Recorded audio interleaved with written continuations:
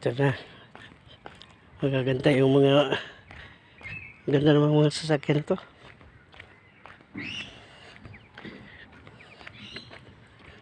Tahimik yung lugar dito. Pang-camping yan. Mga gamit nila sa taas. Tulugan nila yung taas eh. Naiangat yan eh. Bibili daw ng anak mo eh. Malaking sasakyan pang karaban.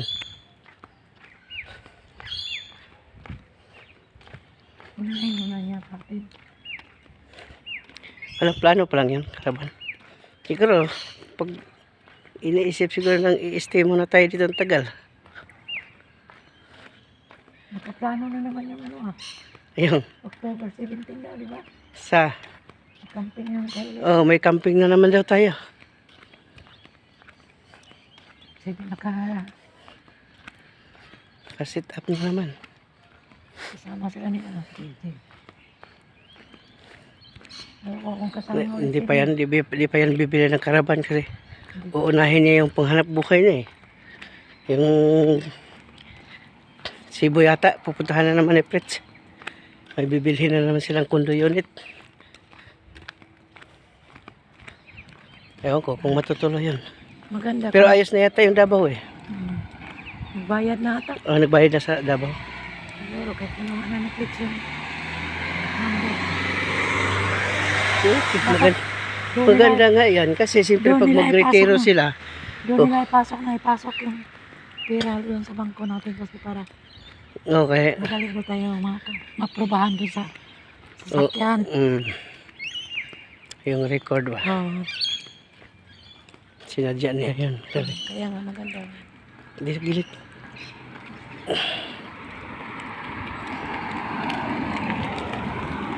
Diretso na tayo? Ikot na tayo, basa man sana.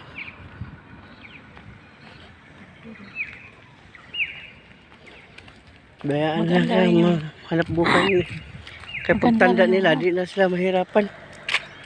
Maganda rin yung plano nila dito. Mas okay ngayon, bata ka pa, mayaman ka na. Kaya pag tumanda ka na, relax ka na lang. Tsaka ano? Kahit saan ka lang pumunta. Oo, pagka may pera ka talaga, meron ka magagamit kung saan mo gustong pumunta. Kasi pera, dumadaan lang yan.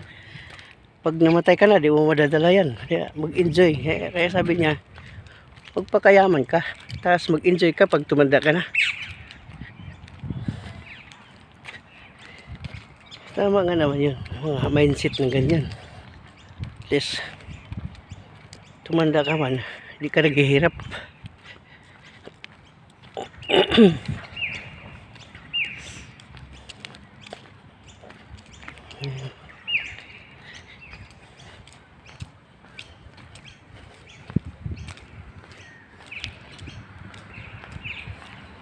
Saka mayaman na rin yung si Fritz. Kaya na lang bilhin kung anong magustuhan nilang condo unit. Gusto kasi nila yung magandang pwesto eh. Kasi tinatarget kasi nila yung mga tourist spot.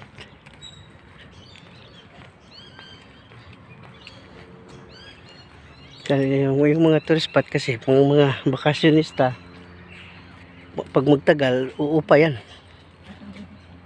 Dito tayo? Tawid. Ha?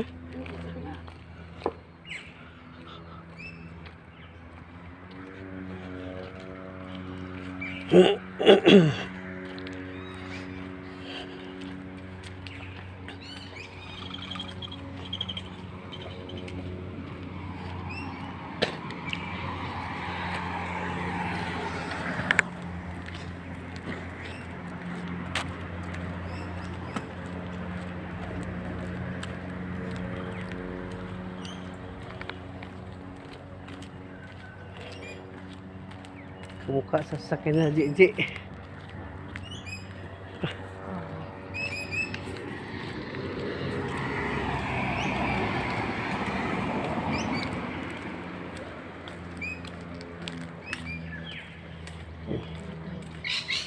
Tabi na tayo dito. Oh, may periko. Yan o. Periko.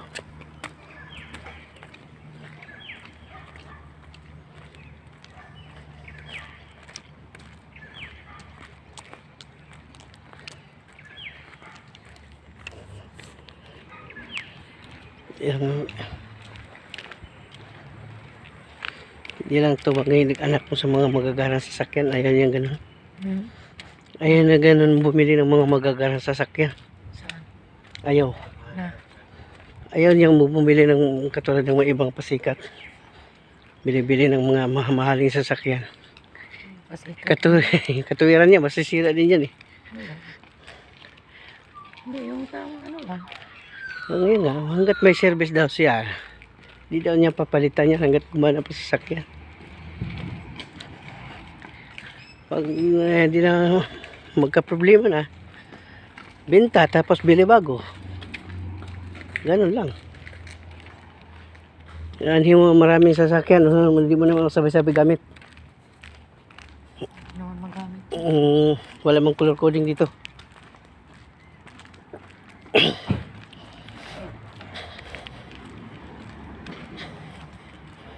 Kung bibili yan siya yung pang ano nga ayun sa kanila.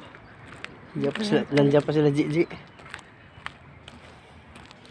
Pang campaign yung bibilhin yan yung malaking sasakyan. Sarap. Pang Kasama na si Warren tayo. pag ano marami tayo.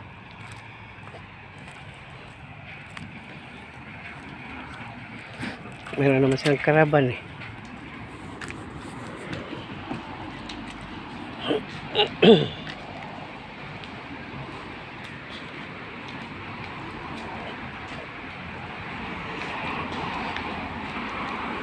Hilig lang yun, bumili ng condo unit.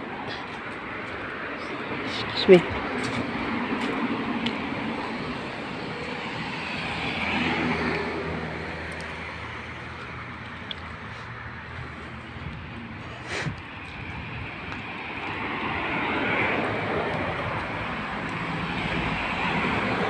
Mga ganda. Lamig dito. Sa lubungan yung puno.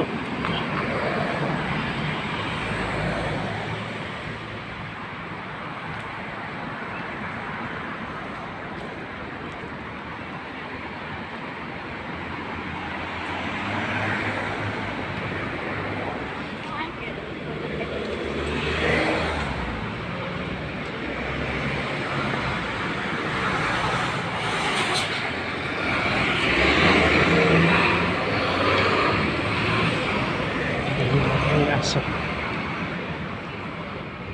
Ayan. Tayo na. Pinagbigyan tayo.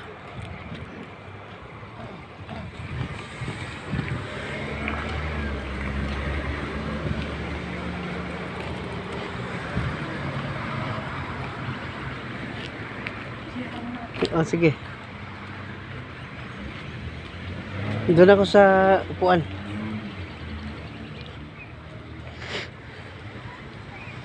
Ayan guys.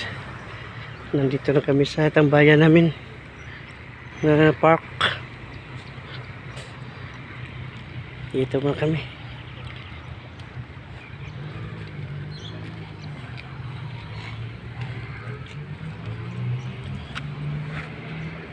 May mga ibon dito.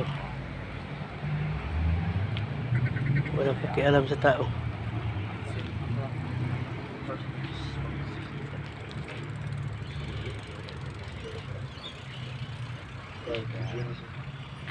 Ayan. Pupunta na tayo.